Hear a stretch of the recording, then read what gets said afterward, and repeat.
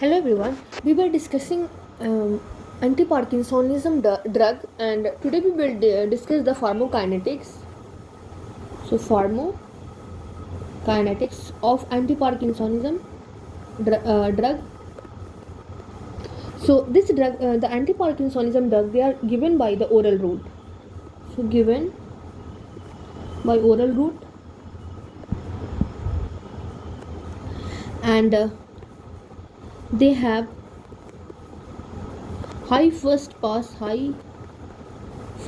metabolism.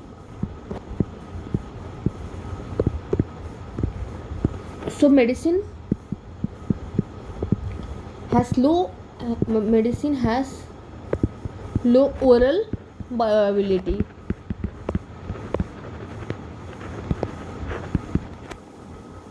After that,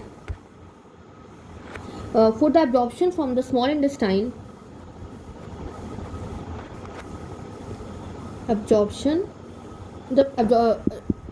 anti parkinsonism जो drug होता है उनके एब्जॉर्प्शन होने के लिए फ्रॉम द स्मॉल इंटेस्टाइन, ये मेडिसिन जो होते हैं उनको कम्पिटिट करना होता है. This medicine can compete with amino acid.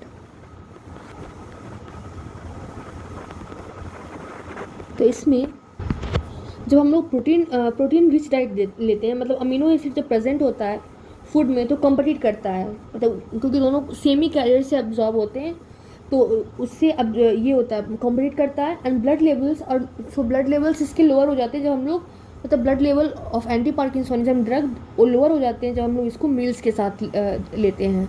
Means levodopa की मैं बात कर रही हूँ.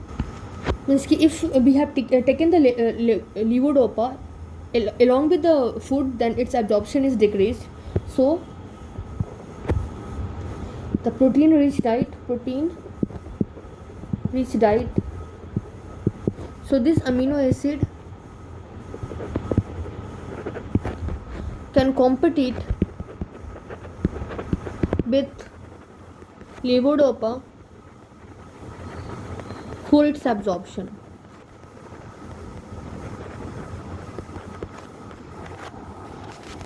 And the second reason is the bioavailability of levodopa that is affected by the gastric emptying. This means that if means gastric emptying अगर slow होगा, if slow, तो जो levodopa होगा, this is exposed by different degrading enzymes in the gut wall, in gut wall और liver में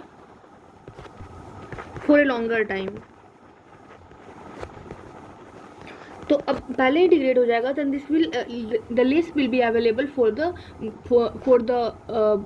the brain to cross the blood brain barrier. So less is available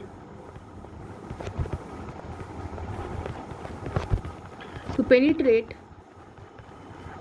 the blood brain barrier.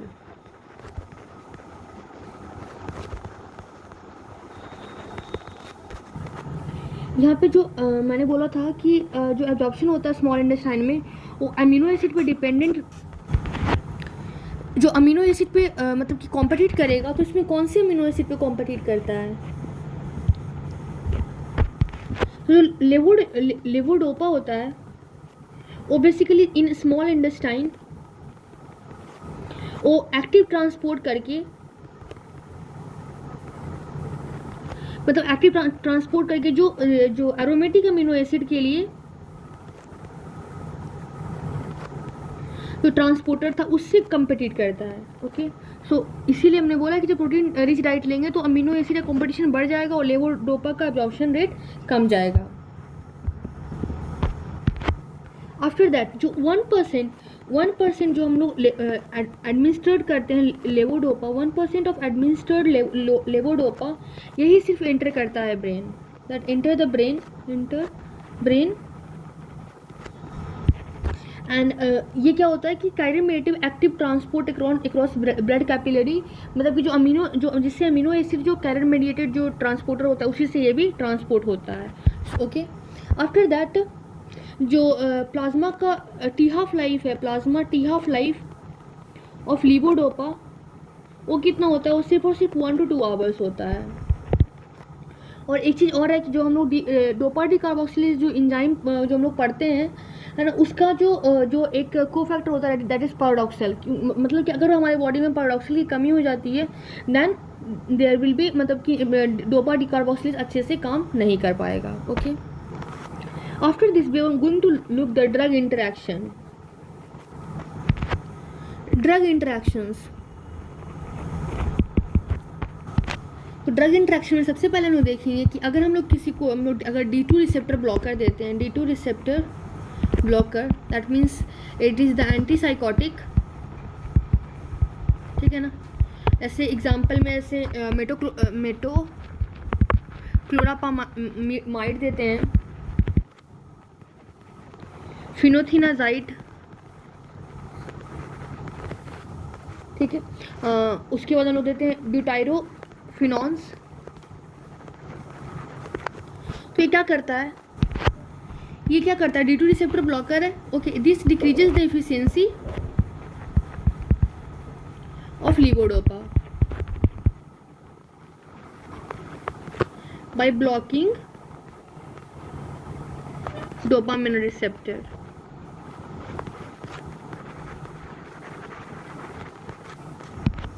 After that second interaction is कि कोई anti hypertensive drug ले रहा है, कोई anti hypertensive drug, ठीक है ना।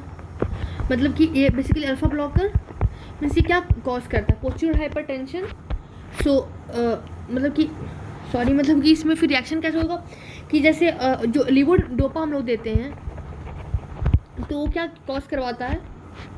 पोस्चुरल हाइपरटेंशन, फिर हाइपोटेंशन, पोस्चुरल हाइपोटेंशन, और and this is the term is used at एसिनेटेड मीन्स कि इंक्रीज हो जाता है किसमें? In patient who is receiving the anti hypertensive drug,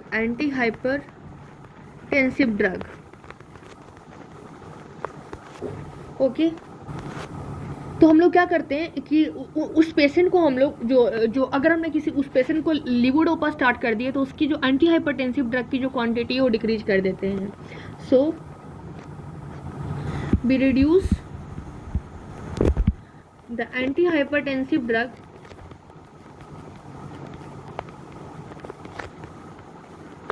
if levodopa is started.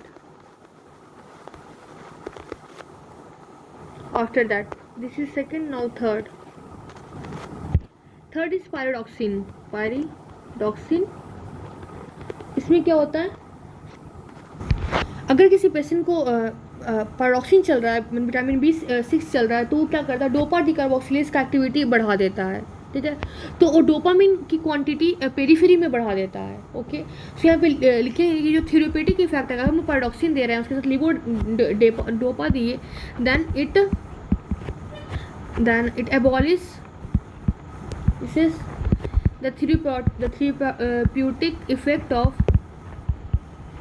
Levodopa, ठीक है ना। और हम लोग कार्बिडोपा के साथ देते हैं तो इसकी इफेक्ट कम जाता है, बट अगर लीवोडोपा हम लोग मतलब ऐसे ही दे दिया तो डिवॉलिश the therapeutic effect of levodopa. कैसे? By enhancing peripheral decarboxylation. तो इससे क्या हो जाएगा? So less of it remain available to cross the brain,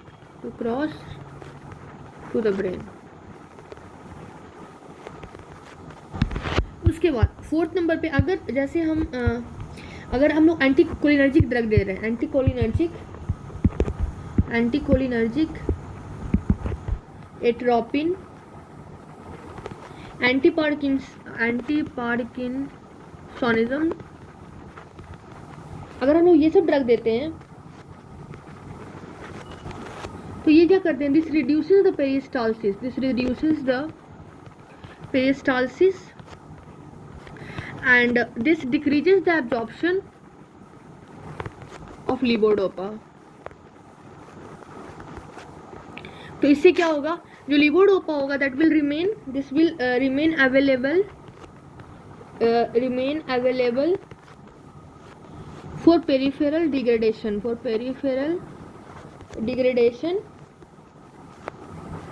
तो क्या हो जाएगा, तो फिर इफिशियंसी ऑफ लिवोडोपा रिड्यूस हो जाएगा. बट फिर से वही, अगर हम उसको कार्बिडोपा के साथ कंबाइन करके देंगे तो इफेक्ट थोड़ा सा कम दिखेगा. ओके. उसके बाद अगर हम लोग किसी को ड्रग देते हैं that is non selective MAO inhibitors,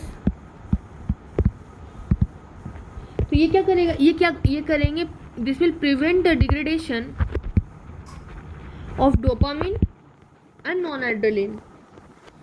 ठीक है, जो कि फॉर्म होता है, दैट इज फॉर्म्ड, जो कि सिंथेसाइज होता है, ठीक है ना, इन एक्सेस, किसके कारण, फ्रॉम एडमिनिस्ट्रेटेड levodopa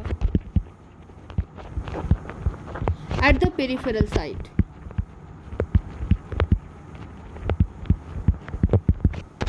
तो जब डोपामिन और नॉन एड्रेनलिन ज़्यादा हो जाएगा हमारे बॉडी में, then this will cause hypertensive crisis. Okay. Now ये तो हमने देख लिया, ठीक है, कि मतलब कि लिवोडोपा का मतलब क्या क्या इंट्रैक्शन जब लिवोडोपा देते हैं और कोई और भी मेडिसिन दे रहे हैं तो क्या क्या इंट्रैक्शन हो सकता है.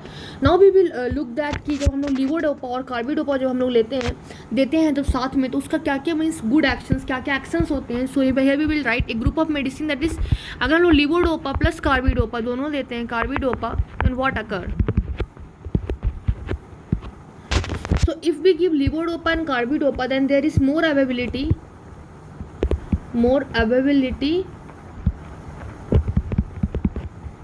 of levodopa in central nervous system. After that, जब हम लोग दोनों मिला के देते हैं, then it can delay या फिर prevent करता है, prevent on and off mechanism and bearing of phenomena. Or this is cost effective, and also it reduces decrease the peripheral side effect.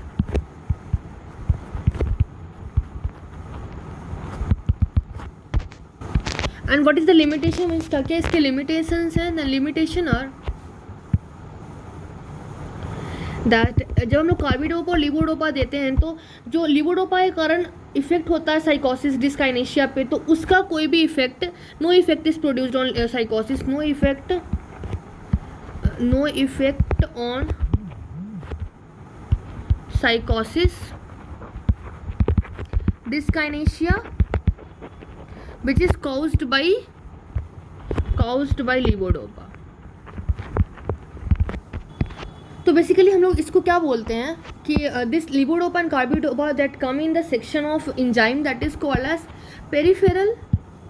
Peripheral डिकार्बोक्सिलेज inhibitors.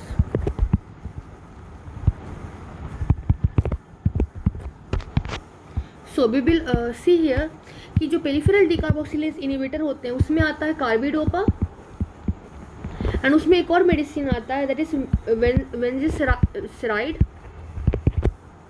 And this दोनों जो होता है extra cerebellar they both are extra cerebral dopa decarboxylase inhibitors.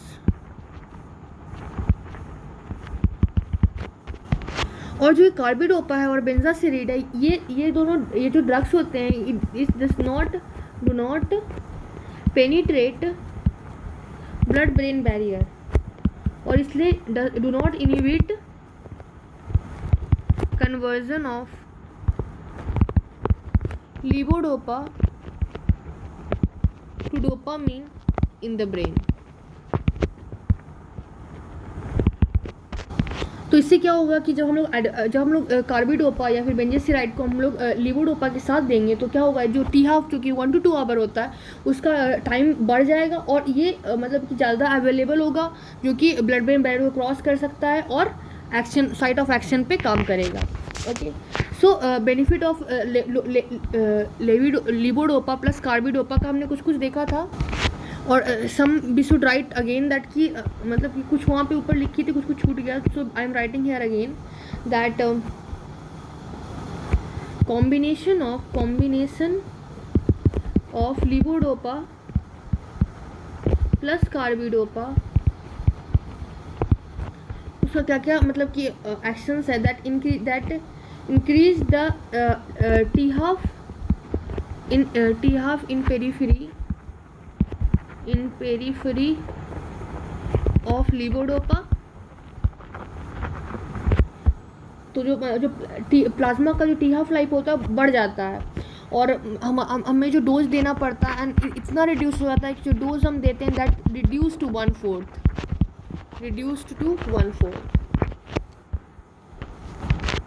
उसके बाद दूसरा होता है कि जो सिस्टमिक कंसंट्रेशन ऑफ डोपामिन जो होता है वो डिक्रीज हो जाता है, जिससे क्या होता है जो नॉजिया और वोमिटिंग का जो सिम्टम है, nausea vomiting, that is reduced. उसके बाद हमने देखा था कि यहाँ पे on and off phenomena prevent होता है, ठीक है, और डिग्री ऑफ इम्प्रूवमेंट ज़्यादा मतलब हायर हो जाता है। देखा गया है कि it is seen that degree of improvement is higher in some patient. After that, cardiac complications are also reduced. Decreased. अब कौन से प्रॉब्लम नहीं रिड्यूस ठीक होते थे, जैसे कि यहाँ पे हमने देखा था कि साइकोसिस डिस्काइनेसिस जो कि लीवोडोपा के कारण होता था वो ठीक नहीं होता था, ठीक है। अब हम लोग और भी मेडिसिन के बारे में, इनहिबिटर्स के बारे में देखेंगे, that is the enzyme inhibitors. We will see some more enzyme inhibitors.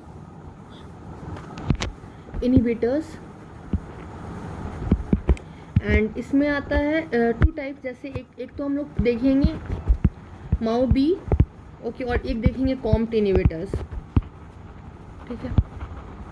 सबसे पहले हम देखते हैं माओ बी इनहिबिटर्स।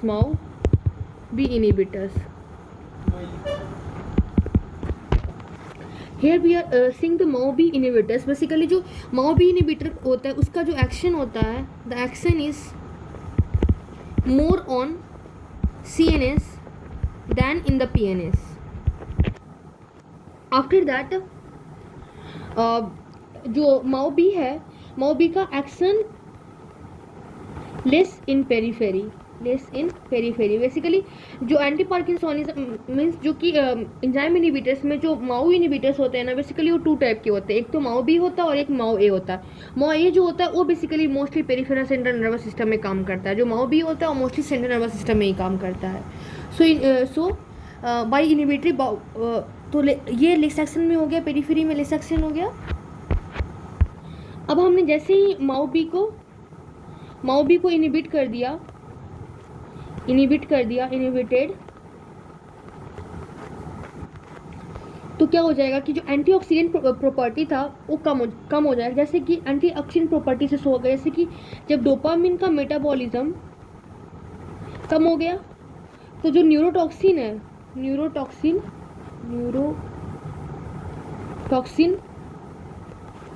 की भी जो मेटाबॉलिज्म हो जाती है वो कम हो जाती है, जिससे क्या होता है कि free radical formation is reduced, free radical formation that is reduced. अब उसके बाद it is one thing, now it can be given as first drug for the treatment of mild Parkinson's disease. इसके बाद फिर क्या होगा, decrease incidence of CNS side effect.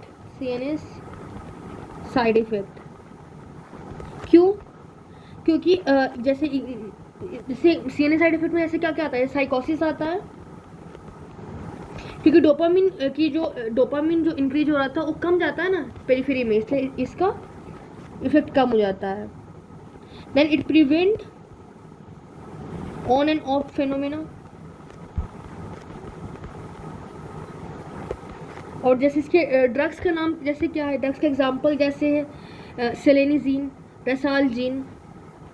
So it was the overview कि ये चीज़ें करती है. Now we can look the everyone drugs की सेलेनिजीन का मतलब अलग से अच्छे से, देन रेसाजिलिन का. So I will write the name first की drug name is like selegiline, after that रेसाजिलिन,